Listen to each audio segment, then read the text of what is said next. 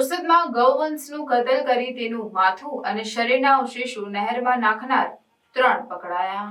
આણંદ જિલ્લાના બોરસદ શહેરમાં ગૌવંશનું કતલ કરી તેનું માથું અને શરીરના અન્ય અવશેષો નહેરમાં નાખનાર 3 ઈસમોને બોરસદ શહેર પોલીસે ઝડપી પાડીને આગળની કાર્યવાહી હાથ ધરી છે।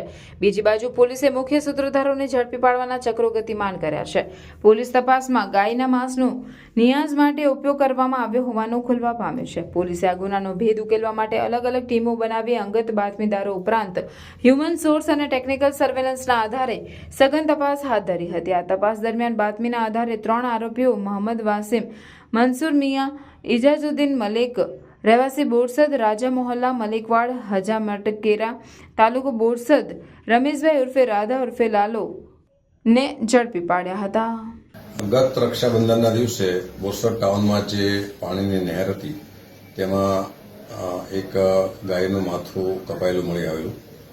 તેના આધારે મેહુલભાઈ પટેલની ફરિયાદ લઈ અને પોલીસે તપાસ શરૂ કરેલી। બીજા દિવસે એ જ વિસ્તારમાંથી એ જ ગાયનો પાછળનો પાર્ટ મળી આવેલો। તે અનુસંધાને કોઈ લોકલ વ્યક્તિ અથવા બહારના વ્યક્તિ ઉપર આ પ્રકારનો પોલીસને શંકા હતી, જેથી બોરસદ ટાઉનના અધિકારી અને તેમની એક ટીમે સર્વેલન્સની મદદથી, ટેકનિકલ સર્વેલન્સની મદદથી બહુ ઝીણવટભરી તપાસ કરેલી અને તેના આધારે હાલમાં અમારી પાસે 3 આરોપીઓ પકડાયા છે। જેમાં આરોપી ગોવિંદભાઈ છે, જેણે ગાય પોતે વેચવામાં મદદ કરેલી, અને રમેશભાઈ ઉર્ફે રાધા, જેણે ગાય ખરીદી અને એક દલાલ મારફતે ગાય વેચી હતી। જેમને વેચી છે એ બંને વ્યક્તિઓ અને એમણે જેણે જે જગ્યાએ કટ કરી છે અને તેનો ઉપયોગ કર્યો છે તે દિશામાં હજુ તપાસ ચાલુ છે। એ બંને આરોપીઓ હાલમાં નાસી ગયેલા છે। પોલીસે હાલમાં કુલ 5 આરોપીઓ સમગ્ર બનાવમાં ડિટેક્ટ કર્યા છે। આ સિવાય બી જો કોઈનો રોલ હશે તો તેમને આ ગુનામાં અટક કરવામાં આવશે। સર, કોઈ ધાર્મિક લાગણી દુભાવવા માટે કૃત્ય કર્યું હોય એવું? હાલમાં જે પકડાયેલા છે એ બંને આરોપીઓ પૈકી જેમણે ગાય વેચી છે અને વેચાવી છે દલાલી, તે લોકોને એટલી તો ખબર હતી કે આ ગાયનો ઉપયોગ કોઈ જગ્યાએ એને કટ કરી અને જે ખાવાના ઉપયોગમાં કરવાના છે, જેથી જે 2 નાસી ગયેલા આરોપીઓ છે તેમણે આની કોઈ પણ જગ્યાએ ખાવાના ઉપયોગમાં લીધેલી છે એવી પકડાયેલા આરોપીની માહિતી છે।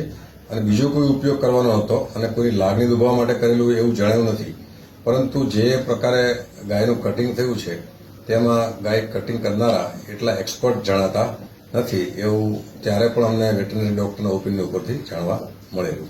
સાહેબ, આજે જે ગુનાનો ભેદ ઉકેલાયો છે તેની પાછળ સૌથી મહત્વની કડી શું હોઈ શકે? સૌથી મહત્વની કડી અમારા જે સિંધવ છે પીઆઈ, એમણે એક ટીમ બનાવી હતી જે બિલકુલ ગુપ્ત રીતે અમુક મોબાઈલ નંબરના જે ટેકનિકલ સર્વેલન્સ આવતું હોય છે એની મદદથી અમે લોકોએ ટ્રેસ કર્યા હતા, અને ટ્રેસ કરતાં કરતાં અમને આખી લિંક મળી। એમાંથી એક અમને સારી ઇન્ફોર્મેશન મળી કે જે કડીના આધારે અમે મોબાઈલના જે સેલ ડમ્પ લીધા હતા એની આધારે અમુક નંબર મળ્યા, અને એમાંથી આખી એમણે બહુ પુણ્યપૂર્વક આખો ભેદ ઉકેલાયો છે, અને બહુ એપ્રિશિયેબલ કામગીરી અમારી પોલીસે કરી છે।